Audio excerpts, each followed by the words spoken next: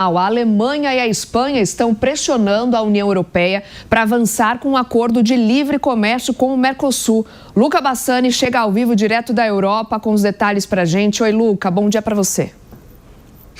Bom dia também a você, Soraya, ao Nonato, a todos que nos acompanham nesta sexta-feira.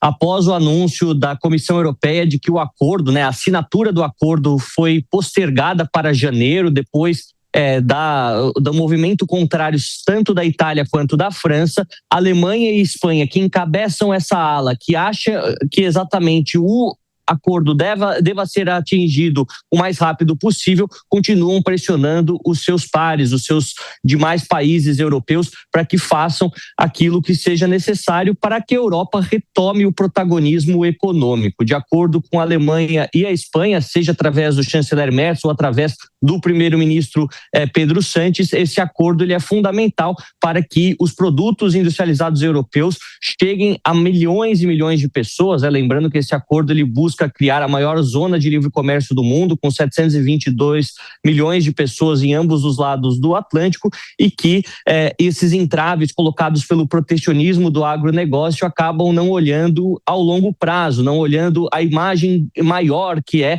exatamente reinserir a Europa nas grandes cadeias de produção e consumo globais, assim como os seus aliados ou até mesmo inimigos têm feito durante os últimos anos. Apesar dessa pressão do país mais importante do bloco, da Alemanha, tudo indica que essas novas conversas ficaram, então, postergadas para o mês de janeiro, quando a Itália pretende rever essas políticas. Vale lembrar que, para que o acordo fosse barrado, e essas foram as condições encontradas dentro do Conselho Europeu, 4 países, pelo menos, com ao menos 35% da população tinham que ser contrários, exatamente o que aconteceu. Itália, França, Polônia e Hungria, somados juntos 39% da população europeia, conseguiram impedir com que o Conselho Europeu aprovasse essa medida e passasse a questão ao Parlamento Europeu para o ano que vem. Tudo indica que isso pode ser retomado. A presidente da Comissão Europeia, Ursula von der Leyen, deixou claro que isso não significa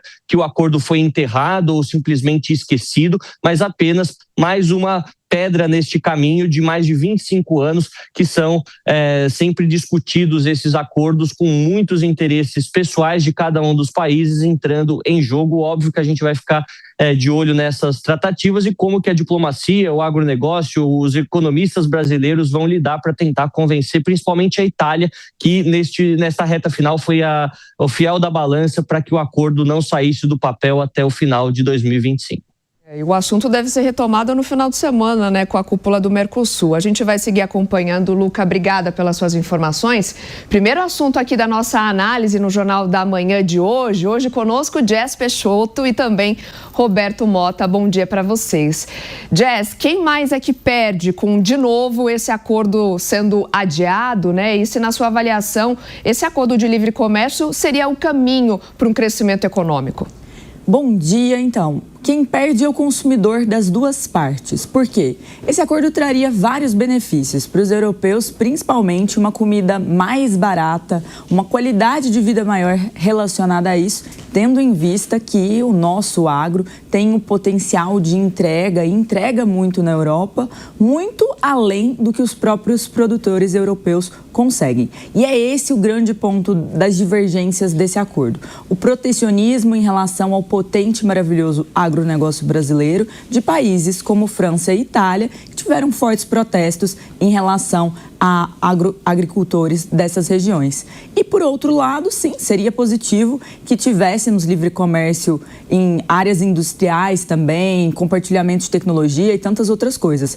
Mas, de fato, não vale a pena para o Brasil tirar, num futuro, os aspectos que podem vir a ser colocados por França em relação ao nosso agro, restrições que usam essa falsa ideia de questões ambientais para, na verdade, proteger o seu próprio mercado. Então, os dois lados perdem, mas nós não devemos ceder às pressões para prejudicar o nosso agronegócio. Roberto Mota, como é que você vê essa discussão toda, à medida em que faz aí mais de 2 décadas que isso é pensado, essa tentativa de acordo? A gente teve recentemente o tarifaço do Donald Trump, gerando um pouco mais de protecionismo pró-Estados Unidos, e aí os outros mercados precisando se abrir mais. Qual é a tua avaliação desse travamento agora, coisa ficando só para 2026, quando parecia que rolaria uma assinatura, Mota? Muito complicado. Bom dia, Soraya, Jesse, Nonato. Bom dia, nossa querida audiência. 25 anos para negociar um acordo. É muito tempo. Parece que existe um conflito essencial de interesses impedindo o avanço. Esse conflito envolve o agronegócio. O agro brasileiro é dos mais avançados do mundo. O agro da Europa não fica muito confortável com a nossa concorrência. Se na era do livre comércio o acordo não saiu, será que vai sair agora, justamente quando essa era de livre comércio passa por uma crise? O governador